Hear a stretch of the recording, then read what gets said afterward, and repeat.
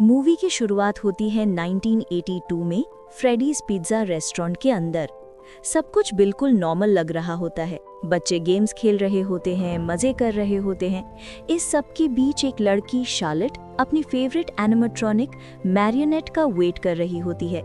तभी एक और लड़की आती है और शार्लेट को अपनी टेबल पर बैठने का इनवाइट देती है। शार्लेट उनके साथ बैठ जाती है, लेकिन उसकी नज़र एक येलो रैबिट सूट वाले आदमी पर पड़ती है जो हमेशा की तरह कुछ गलत कर रहा होता है। उसने एक बच्चे को पकड़ा होता है।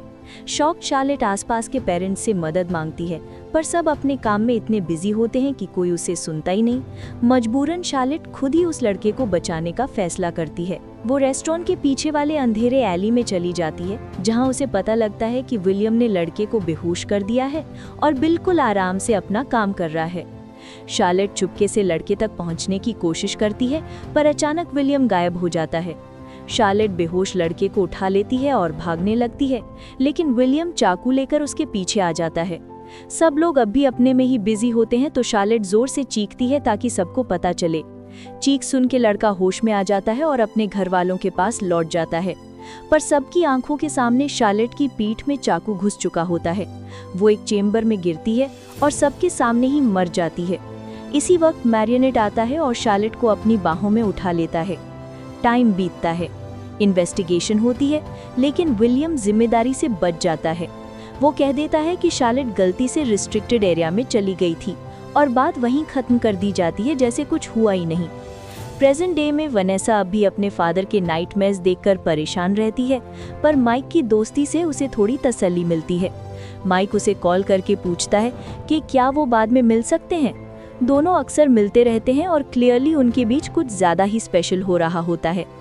एबी माइक को छेड़ते हुए इस डेट पर जोक करके स्कूल जाती है। घर पेंट करने आया जेरेमाया माइक को शार्लेट से दूर रहने का बोलता है, क्योंकि उसके हिसाब से वो अजीब है। माइक शार्लेट का पक्के से सपोर्ट करता है और कहता है कि वो एबी को हर चीज से इसलिए दूर रखता है क्योंकि उसने बहुत कुछ झेला है। बस में एबी वनेसा और येलो रैबिट की कहानी बताती है। वो कहती है कि रैबिट का बॉडी अब भी फ्रेडीज में पड़ा है, लेकिन दूसरे बच्चे उसकी बात पर हंसते हैं और उसे क्रेजी बोलते हैं। स्कूल में रोबोटिक्स क्लास में टीचर सबको वार्न करता है कि फ्राइडे तक प्रोजेक्ट कंप्लीट करो वरना सब फेल। टीचर को एबी से खास नफरत होती है, क्योंकि उसके हिसाब से स्कूल में रियल रोबोटिक्स पढ़ाई जाती है और एनिमेट्रॉनिक्स की पॉपुलैरिटी उन्हें इरिटेट करती है। एक लड़का एबी को सजेस्ट करता है कि शायद वो अपने एनिमेट्रॉनिक दोस्तों को खुद रिपेयर कर सकती है, और ये बात एबी के दिमाग में बैठ जाती है। रात को माइक वनेसा से मिलने रेडी होता है। एबी पूछती है कि क्या वो अपने एनिमेट्रॉनिक फ्रेंड से मिलने जा सकती है, पर माइक मना कर देता है। वो प्रॉमिस करता है कि सबको जल्दी रिपेयर करेगा और एबी को रियल फ्रेंड्स बनाने का एडवाइस देता है। गुस्से में एबी टीवी पर हॉरर शो देखने लगती है। माइक कहते हुए जाता है कि वो बाद में बात करेंगे। रेस्टोरेंट में माइक वनेसा का वेट कर रहा होता है। वनेसा सुंदर सी ड्रेस में आती है और बताती है कि ये सिर्फ नॉर्मल मीटअप नहीं है। वो कहती है कि वो अपने आप को डिस्ट्रैक्ट करने के लिए क्लासेस ले रही है। माइक एक्सेप्ट करता है कि उसे एबी और उसके एनिमेट्रॉनिक दोस्तों को हैंडल करना नहीं आ रहा। शार्लेट उसे एडवाइस देती है कि एबी के साथ सच बोलना चाहिए। माइक भी शार्लेट को उसके ड्रीम्स और फादर के बारे में कंफर्ट देता है। रात को जब माइक घर लौटता है तो उसे पता चलता है कि एबी घर पर नहीं है। नोट में लिखा होता है कि वो एनिमेट्रॉनिक से मिलने गई है। माइक तुरंत फ्रेडीज पहुंचता है। एबी को समझ आ जाता है कि माइक ने झूठ बोला था। दोनों बीच हॉल के सेंटर में मिलते हैं और देखते हैं कि एनिमेट्रॉनिक्स गायब हैं। माइक कहता है कि हमें यहाँ से निकल जाना चाहिए, शायद एनिमेट्रॉनिक्स की स्पिरिट्स अब हेवन में हैं। एबी को चीयर अप करने के लिए वो उसे एक टॉय दिखाता है और एबी एक रियलिस्टिक इंटरैक्टिव टॉय चुन लेती है। निकलने से पहले माइक एक अजीब पोस्टर पाता है जो क्लेम करता है कि फ्रेडी एक मर्डरर है और एक नंबर दिया होता है। इस बीच एक ग्रुप जो फेक डॉक्यूमेंट्रीज बनाता है फ्रेडीज में एक्सप्लोर करने आता है। लीडर लीसा कहती है कि ये जगह सबसे डरावनी हो सकती है। उन्हें बुलाने वाला लड़का माइकल उन्हें टूर करवाता है और फ्रेडी के अलग अलग वर्जन्स दिखाता है। लीसा को कहीं से म्यूजिक सुनाई देता है और वो अकेले जाकर चेक करने का डिसाइड करती है। माइकल को ये सब देखकर मजा आ रहा होता है। लीसा म्यूजिक के पीछे एक रूम में पहुंचती है। एलेक्स इंस्ट्रूमेंट्स देखते देखते पानी में गिर जाता है। लीसा को एक बड़ा गिफ्ट बॉक्स मिलता है। जैसे ही वो म्यूजिक बंद करती है, बॉक्स खुद ही खुल जाता है और मैरियोनेट बाहर आ जाता है। बाकी एनिमेट्रॉनिक्स भी एक्टिवेट हो जाते हैं। माइकल हंसी रोक नहीं पाता, ये सब उसका प्लान था। एलेक्स को एक एनिमेट्रॉनिक मार देता है। पानी में गिरा लड़का देखते ही देखते कई मैरियोनेट से घिरा होता है और अटैक हो जाता है। माइकल लीसा को पोजेस्ड होती देखता है। लीसा उस पर अटैक करती है और माइकल भागते हुए फ्रेडी से बाहर निकलता है और बाहर पहुंचकर मुस्कुरा देता है। अगली सुबह एबी कंपटीशन के प्रोजेक्ट पर ध्यान नहीं लगा पाती। वो एनिमेट्रॉनिक्स को याद करते हुए उनसे बात करने की कोशिश करती है। माइक ये सब देखकर कंफ्यूज्ड है कि उसे कैसे हेल्प करे। दूसरी ओर वनेसा साइकिलिंग करके अपने माइंड को रिलैक्स करने की कोशिश करती है, लेकिन उसके विजन्स और स्ट्रॉन्ग हो जाते हैं। हर जगह उसे फादर दिखता है। डर के मारे वो चेंजिंग रूम में घुस जाती है और अपने ट्रेनर पर गन पॉइंट कर देती है, क्योंकि उसे वो अपने फादर जैसा लगता है। क्लास के बाद वनेसा हिम्मत जोड़कर अपने फादर की सारी चीजें जमा करती है। विंडोज क्लोज करके वो उसके बारे में सोचती है। उसे एक विजन दिखाई देती है जहां वो अपने फादर से कहती है कि अब वो उससे नहीं डरती, पर फिर भी उसका फादर उसका पीछा करता है। छोटी वनेसा एक रूम में भागकर छिप जाती है। उसका फादर उसे ढूंढता है। एक एनिमेट्रॉनिक एक्टिवेट होता है और वनेसा पकड़ी जाती है। फादर कहता है कि वो हमेशा उसकी ही रहेगी। वनेसा भागती रहती है और अपने आप को उससे लड़ते हुए देखती है। तभी अचानक होश में आ जाती है। उस रात एबी सो रही होती है जब उस पे चिका का मैसेज आता है, हेल्प की रिक्वेस्ट और ओरिजिनल फ्रेडीज पिज्जा का एड्रेस। एबी चुपके से घर से निकलती है और वहां पहुंच जाती है। अंदर सब खाली लग रहा होता है जब तक चिका अचानक सामने नहीं आ जाती। एबी खुशी से उसे गले लगा लेती है और दोनों बातें करती हैं। तो ये था मूवी का इंटरवल पॉइंट। अगर अब तक आपको मूवी की कहानी मजेदार लग रही हो तो वीडियो को एक लाइक दे देना और चैनल को सब्सक्राइब करना बिल्कुल मत भूलना। और हाँ, थोड़ा हाइप भी बना दो कमेंट सेक्शन में। चलिए अब बिना टाइम वेस्ट किए कहानी को आगे बढ़ाते हैं। कुछ दिन बाद वनेसा माइक के घर आती है, माइक और एबी को ढूंढते हुए। वो एबी के रूम में वो इंटरैक्टिव टॉय देखती है। तभी एबी जंप स्केयर दे देती है। एबी बताती है कि इसी टॉय ने उसे चीका और बाकी सब के पास ओरिजिनल फ्रेडीज लोकेशन तक गाइड किया। वनेसा माइक को वार्न करने की कोशिश करती है, लेकिन माइक सोचता है एबी बस उस रेडियो की बात कर रही है जो उसने दिया था। पर फिर माइक एक बड़ी बात बताता है। उसने पेपर पर लिखे नंबर पर कॉल किया था और पता चला कि विलियम ने और भी विक्टिम्स को अटैक किया था जो वनेसा ने छुपा रखा था। माइक कहता है कि वो सिर्फ उन दोनों की हेल्प करना चाहता था। वनेसा को लगता है माइक उसके प्रॉब्लम्स को फिक्स करने की चीज समझता है और उनके बीच डिस्टेंस आ जाता है। बाद में माइक एबी को उसके टेक्नोलॉजी कंपटीशन पर ड्रॉप करके प्रॉमिस करता है कि जल्दी लौट आएगा और खुद अर्जेंट काम के लिए निकल पड़ता है। इसके बीच वनेसा पुराने फ्रेडीज लोकेशन पर पहुंच जाती है। यहाँ वो रिवील करती है कि वो शार्लेट को जानती है, सेम वो लड़की जो मूवी के स्टार्ट में मर गई थी।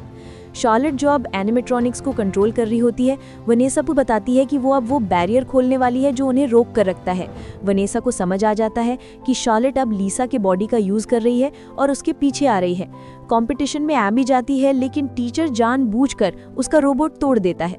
दुख में एबी वापस एनिमेट्रॉनिक्स के पास जाती है और चीका को बताती है। चीका खुद ही उसका प्रोजेक्ट बनने की ऑफर देती है, पर पहले एबी को वो बैरियर डिसेबल करना होता है जो सबको ट्रैप कर रहा है। चीका उससे एक सीक्रेट कोड लिखवाती है। उधर शार्लेट वनेसा को पकड़ लेती है और एबी की सेफ्टी के बदले कोड मांगती है। वनेसा मजबूरी में कोड बता देती है। एबी कोड एंटर कर देती है और एनिमेट्रॉनिक्स फाइनली फ्री हो जाते हैं। चीका एक कैब लेकर एबी की स्कूल की तरफ चली जाती है। माइक शार्लेट के फादर से मिलता है। वो बताता है कि उसे हमेशा शक था कि उसकी बेटी का मर्डर हुआ है और उसने कुछ एविडेंस भी कलेक्ट किया है। माइक को पता चलता है कि फ्रेडीज में जो रिवर राइड्स थी उनमें से एक लास्ट राइड अब भी ओरिजिनल लोकेशन में है। जब माइक स्कूल कॉल करता है तो पता लगता है एबी वहां नहीं है। जाने से पहले वो आदमी माइक को शार्लेट का म्यूजिक बॉक्स दे देता है जो लेटर एक्सट्रीमली इंपॉर्टेंट होता है। माइक फ्रेडीज पहुंचता है और हर जगह टूटे हुए एनिमेट्रॉनिक्स देखता है, शार्लेट का भी। वो एबी को ढूंढने लगता है। स्कूल में एबी चीका को कंपटीशन में ले आती है। टीचर सोचता है सूट के अंदर कोई बंदा छुपा है और उसे डिस्क्वालीफाई कर देता है। जब वो अपनी कीज लेने वापस आता है, उसे आवाज सुनाई देती है और चीका उसे अंदर खींच लेती है। टीचर भागने की कोशिश करता है पर चीका उसे मार देती है। माइक ओरिजिनल फ्रेडीज में वेनेसा को बंधी हुई पाता है। वेनेसा बताती है कि शार्लेट वही है। माइक उसे डिस्कनेक्ट करने जाता है और दोनों सिक्योरिटी रूम तक अलग अलग रास्ते से पहुंचने की कोशिश करते हैं। वेनेसा शार्लेट के लास्ट डेज एक्सप्लेन करती है, कितनी गुस्से में थी और कैसे सिर्फ म्यूजिक बॉक्स उसे शांत करता था। माइक रिवील करता है कि उसके पास एक म्यूजिक बॉक्स है। रास्ते में माइक पानी में गिर जाता है और मुश्किल से एक एनिमेट्रॉनिक से बचता है। वेनेसा बताती है कि अब कुछ एनिमेट्रॉनिक्स उन पेरेंट्स को टारगेट कर रहे हैं जिन्होंने शार्लेट की मदद नहीं की थी जब वो मरी थी। माइक वेनेसा को बोलता है कि वो एबी को ढूंढे और वो दूसरी तरफ हैंडल करेगा।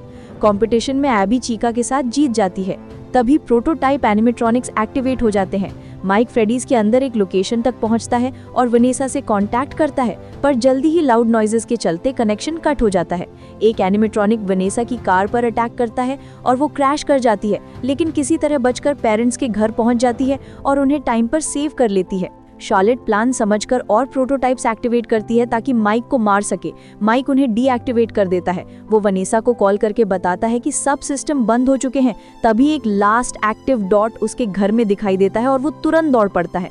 यहाँ शार्लेट, जो अब चीका के बॉडी में रिकनेक्ट हो जाती है और एबी को किडनैप कर लेती है। वेनेसा की कार ब्रेक डाउन हो जाती है, पर जेरेमाया आता है और उसे माइक के घर ड्रॉप करता है।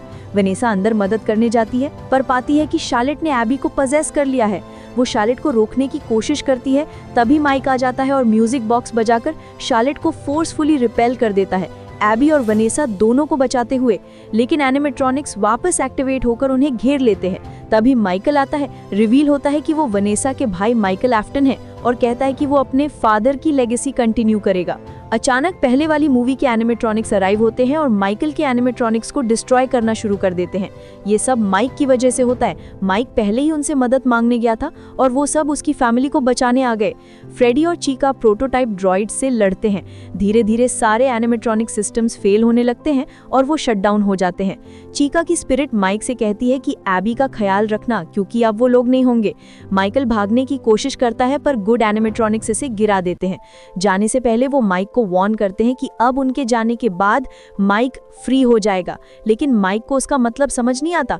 माइक एबी को लेकर वेनेसा से दूर हो जाता है। वो अब वेनेसा पर भरोसा नहीं कर पाता। आफ्टर सारे सीक्रेट्स वेनेसा अकेले रह जाती है और इसी वल्नरेबिलिटी में शार्लेट की स्पिरिट उसकी बॉडी में घुस जाती है बिना किसी के जाने, और मूवी यहीं एंड होती है। तो दोस्तों, ये थी Five Nights at Freddy's 2 movie की पूरी कहानी।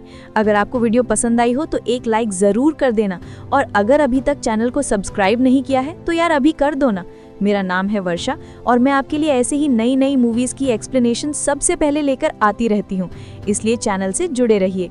चलती हूँ दोस्तों, मिलते हैं नेक्स्ट वीडियो में। Goodbye and love you all.